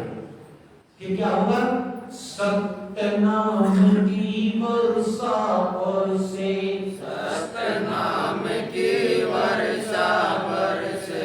हाँ, एक सत साहिब नाम की जो वर्षा बरसे, ये सत्य नाम। सत्य नाम क्या है? सत्य साहिब। समझ आ रही बात? असार के बादल हट जाएंगे, असत्य के बादल छट जाएंगे, दुख की घड़ियां ऐसे खत्म। दृष्टा बन करके हम इसको रोते हुए भी देखेंगे। इसका मतलब ये नहीं साधुओं को बीमारी नहीं होती शरीर में, साधुओं को भोजन नहीं करते, भूख नहीं, सारे काम होते हैं, पर वो इसके दृष्टा रहते हैं। क्या रहते हैं? दृष्टा, साक्षी, कुटस्थ, अपने स्वरूप में स्थिति। सत्य नाम की वर्षा बरसे, सत्य नाम की वर्षा बरसे। ऐसे बैठना है, सब खाली हो जाएगा तो पड़ेगा। ऐसे ऐसे भी बैठना है, ये भी ऐसे बैठना। टांग दर्द कर दे, टांग उठा सकते हैं। ऐसे ऐसे ऐसे, या मुद्दे गोडे जैसे समझ लो, यहाँ से लगेंगे। ऐसे नहीं बैठना चाहिए। टांग दिक्कत करे, टांग फैला सकते हैं, ऐसे बैठ कोई दिक्कत नहीं, ठीक है। टांग से शरीर दिक्कत, क्योंकि काम शरीर से लेना है। शरीर हम नहीं है, शरीर हम शरीर से बात बनानी है। शरीर हथियार है। रामायण में सीधा लिखा है, रामचरितमानस में भगवान श्री राम की घोषणा है। सभी संतों की एक ही बात है, कहीं भेद नहीं है। ये मत समझ लेना कहीं ऊंच नीच है। बड़े भाग मानुष तनु पावा, बड़े भाग मानुष तनु पावा, सुर दुर्लभ सब ग्रंथन गावा, सुर दुर्लभ सब ग्रंथन गावा। साधन धाम मोक्ष कर द्वारा, साधन धाम मोक्ष कर पाइन जेहि परलोक समारा, पाइन जेहि परलोक समारा। बोला इस साधन को पाकर के हम तो यहां तक कहते हैं लोग शरीर में भी है, इसमें भी जाति बना, मामा फूफा ताऊ चाचा पति पत्नी पता नहीं क्या क्या बेटा बेटी ये बना, शरीर में ही ना बाटे, और फिर शरीर से भी बढ़ जाना है, शरीर से भी साधन है, साधन धाम मोक्ष कर द्वारा पाइन जेहि परलोक समारा। इसे पाकर जिसने अपना परलोक नहीं समारा फिर क्या होगा? तो राम जी ने कहा सो परत दुख पावई, सिर धुन धुन बचताई, काल ही कर्म ही ईश्वर ही, मिथ्या दोष लगाई। काल को समय नहीं मिला कि क्या करता महाराज जी, गृहस्थी के जंजाल में थे, यूं सोचता रहा, यूं निपटा करके काम, और बस फिर मैं भजन करूंगा महाराज जी, बस ये जिम्मेदारी पूरी कर दूं फिर मैं भजन करूंगा। करते करते आखिरी घड़ी आ जाती है और संसार के काम कभी भी निमट नहीं होते, निमट सकते कभी निमट ही नहीं सकते। इसलिए कह रहे हैं सत्यनाम की वर्षा बरसे, सत्यनाम की वर्षा बरसे। जब ये सत्साहिब की वर्षा, सत्यनाम की वर्षा बरसेगी निरंतर अपने अंदर, तो फिर क्या होगी? अरे दिल के पाप समय हो जाए, दिल के पाप समय हो जाए, बरसेंगे राम समा हो जाए, बरसेंगे राम समा हो जाए। क्या तुम दिल के पाप धुलवाना नहीं चाहते? तो करो इसकी वर्षा, आनंद लो अपने मस्ती की, अपने स्वरूप की। अपना स्वरूप है सत्य साहिब। क्यों इसमें बखेरे में पड़े हो? मैं हिंदू हूं, मैं मुसलमान हूं, मैं जाट हूं, मैं गुज्जर हूं, मैं चमार हूं, मैं मामा हूं, मैं फूफी हूं, मैं बुआ हूं, मैं ताई हूं, चाची हूं, सास हूं, बहू हूं। इन बीमारियों में ये सब झूठ मूठ के लपेड़े हैं, यहीं बने यहीं निबड़ जाते हैं। तो पहले ही निबेड़ तो नहीं होने, अपने ज्ञान के द्वारा यहीं पहले ही खत्म कर दो। मानो सब मिथ्या में हो रहा है। सत्य नाम की वर्षा बरसे, दिल के पाप सभी हो जाए, बरसेंगे राम। बरसने दो ना, हटा दो क्षत्रिय ज्ञान की, अविद्या की छत्री हटा दो ना अपने ऊपर से, वर्षा होने दो। ईसा संत शरण सतगुरु की, ईसा संत शरण सतगुरु की, बंदी छोड़ शरण सतगुरु की, साध बेचारा कोई हो जाए, साध बेचारा कोई हो जाए, बरसेंगे राम समा हो जाए। ईसा संत शरण सतगुरु की, बंदी छोड़ शरण सतगुरु की। यहाँ ईसा संत ने संत है। अब भैया ये शर्त को तुम सब में माननी पड़ेगी जितने ईसा संत दरबार में आते हो। या तो ईसा पंथी कह रहा हूं, पंथी का मतलब पथ पर चलने वाले। बंदी छोड़ ईसा संत ने जो रास्ता बनाया है, रास्ता तो भी मैंने बता दिया।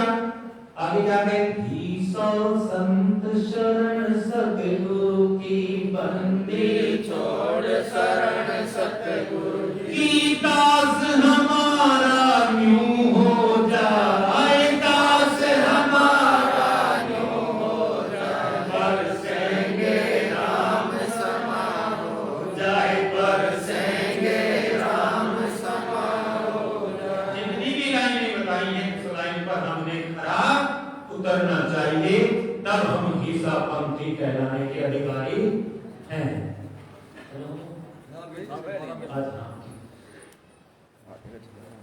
तो किस स्थिति में पहुंचना है? स्थिति कौन सी है? बंदी छोड़ ईसा संत।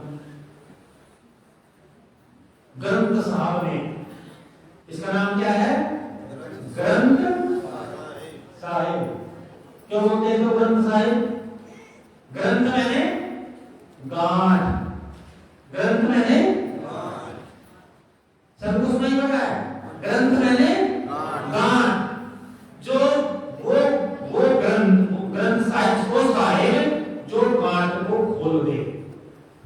ग्रंथि को यानी कि गांठ को खोल दे। गांठ क्या है? धर्म की। गांठ क्या है? जो धर्म बन गया। मुक्ति कैसे मिलेगी, पार कैसे होंगे, परमात्मा की प्राप्ति कैसे होगी? समझ में आई बात? मैं कौन हूं, कहां से आया हूं, कहां जाऊंगा? संत और ग्रंथ जाएं, संसार के लफड़े लेकर नहीं जाना चाहिए, क्योंकि संसार कभी भी सत्य है ही नहीं। एक समस्या निपटेगी, दूसरी तैयार करेगी, दूसरी निपटेगी, तीसरी तैयार करेगी। इसलिए तो कहा है, दया बिना संत कसाई, और दया करी तो आफत आई। क्यों? क्योंकि गृहस्थी जो आदमी है, जो संसारिक है, संत के सामने वही गृहस्थी की बात कह देगा, दुख का रोएगा, और दुख में संत भी बह जाएगा दया की वजह से, और बह जाएगा वो भी संसार के लपेटे में ही उसका सारा कुछ रह जाएगा।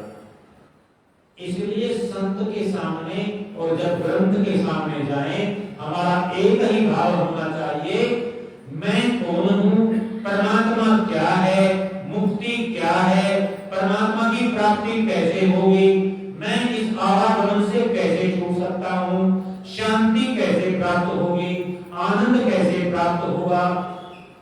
आनंद भी कौन सा आनंद? शाश्वत आनंद। कौन सा?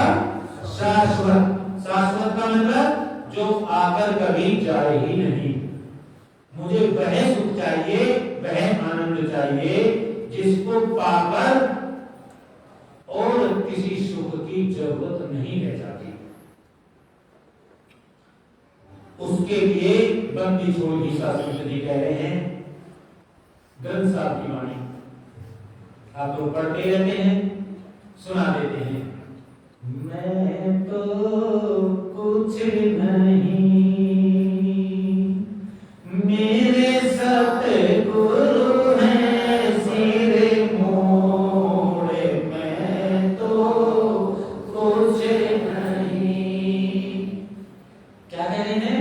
मैं तो ये वाला, मैंने अब ये कर्म बंधन वाला मिटा दिया है, क्रिया कर्म वाला मिटा दिया है, पाप पुण्य वाला ये अपना मैंने मिटा दिया है। ये क्या है? जब मैं खत्म हो गया, मेरे सद्गुरु हैं सिर मोड़े, मैं तो कुछ नहीं। और जैसे ही मेरा मैं वाला, अभिमान वाला मैं मिटा, अहंकार वाला मैं मिटा, ये क्या हुआ?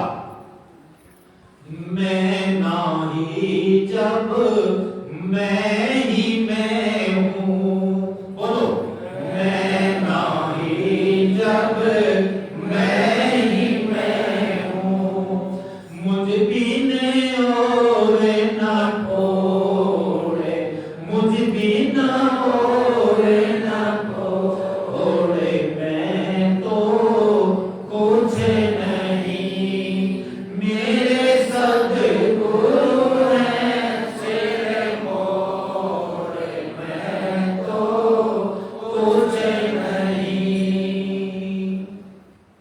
जब ये वाली मैं वाला अभिमान मिट गया, फिर क्या बचा? सद्गुरु ही तो सद्गुरु बचे, साहिब ही साहिब बचे, परमात्मा ही परमात्मा बचा। फिर कौन किससे क्या कहे? मैं तो कुछ हूं नहीं, मेरे सद्गुरु हैं सिर मोड़।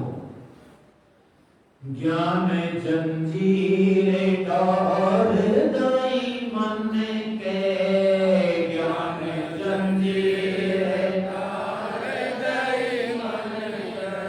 कहां से डाल दी? मेरे को सद्गुरु ने मुझे बताया कि तू जिसकी खोज में लगा है वह तो श्रम है, वह तो श्रम है। बंदी छोड़ गीता सत्य महाराज के 17 नियम हैं। कितने नियम हैं? ग्रंथ साहब पढ़ते होंगे आप, पढ़ लेना, अब ये बताने समय कम रहेगा। 17 नियम हैं, और पहला ही नियम अगर मान लिया तो भवसागर से नैया को पार कर ही देगा। ढीसा पंथी जब कहलाने के अधिकारी हैं, जब हम ढीसा संत के बताए मार्ग पर चले, और फिर जब चलेंगे ना लक्ष्य पर जाएंगे, सारे पंथ छूट जाएंगे। मैं तो कुछ नहीं, मेरे सतगुरु हैं सिर मोड़े। मैं तो कुछ नहीं, मैं नाही जब मैं ही मैं हूँ। जैसा मैं हूँ, कोई पंथ बचा, कोई संप्रदाय बचा, कुछ है ही नहीं ना। मैं नाही जब मैं ही मैं हूँ, न ब्रह्मा विष्णु महेश न परमात्मा न यमराज न धर्मराज, कौन लेने आएगा? एक ही तो है, कोई लेने आएगा क्या? कहीं जाएंगे क्या? कहीं आना है ना जाना है, एक मन का मैल झूठ मूठ का है। आप सोच लो महाराज जी रात से आए, कहीं से ना आए, पहले से ही सब में विराजमान है, नहीं है क्या? नहीं है। एक ही ब्रह्म सब में है, सब में नहीं है क्या? तो नहीं है कोई भी, न कोई आया और न कोई जाएगा। ये तो अज्ञान की निशानी है। अज्ञानी होना चाहिए क्या? नहीं। ज्ञान जंजीर डाल गई मन के, ज्ञान जंजीर डाल गई मन के। लोग कहते हैं महाराज जी मन नहीं रुकता, तूने ज्ञान दिया इस मन को, समझाया तू कौन है। और जब ज्ञान हो गया सब में एक ही स्वरूप है, तो मन नहीं भागेगा क्या? ब्रह्मा में भी मैं बना बैठा हूँ, विष्णु भी मैं बना बैठा हूँ, शिव भी मैं बना बैठा हूँ, सभी संत महापुरुषों में मैं हूँ। जो जितना भी सारी सृष्टि में, सारी सृष्टि के अंदर में मैं ही मैं हूँ। मैं ना ही जब मैं ही मैं हूँ। तो ये जब मन को लगा के ज्ञान जंजीर डाल गई मन, इस बीते थक गई दौड़े, मैं तो कुछ नहीं। इसकी दौड़ क्या कर जाती है? दौड़ थक जाती है नहीं, एक क्षण की भी चिंता नहीं होती। जिसने सत साहिब को जान लिया, शरीर अब जाए चाहे जब जाए, मेरे बिना इसकी औकात भी क्या है शरीर की, बताइएगा। आंख देख रही है मेरी वजह से, कान सुन रहे हैं मेरी वजह से, सारा शरीर सक्रिय है मेरी वजह से, और मैं तो अजन्मा, मैं तो सच्चिद आनंद हूं। गुरु ब्रह्मा गुरु विष्णु गुरु देवो महेश्वर, गुरु साक्षात परम ब्रह्म तस्मै श्री अखंड मंडलाकारं व्याप्तं येन चराचरं तत्पदं दर्शितं येन तस्मै श्री। पारस और गुरु में बड़ो अंतरो जान, वो लोहा सोना करे वो कर ले।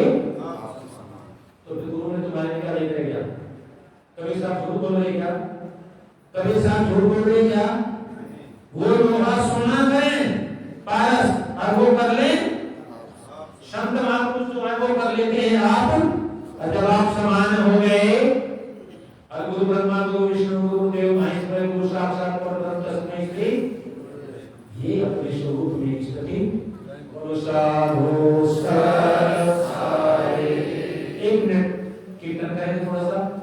सत्य कबीर सिर की साराम, बंदी छोड़ जाएगी साराम। सत्य कबीर सिर की साराम, बंदी छोड़ जाएगी साराम। सत्य कबीर सिर की साराम, बंदी छोड़ जाएगी साराम। सीधी सा संत निवाजेंगे, अनहद बाजे बाजेंगे, दुख दरिद्र बाजेंगे, तीन लोक में गाजेंगे।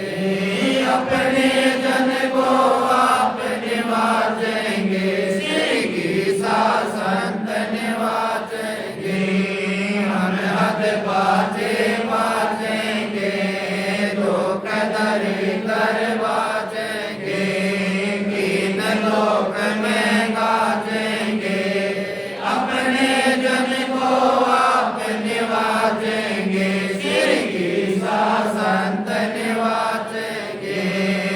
अनहद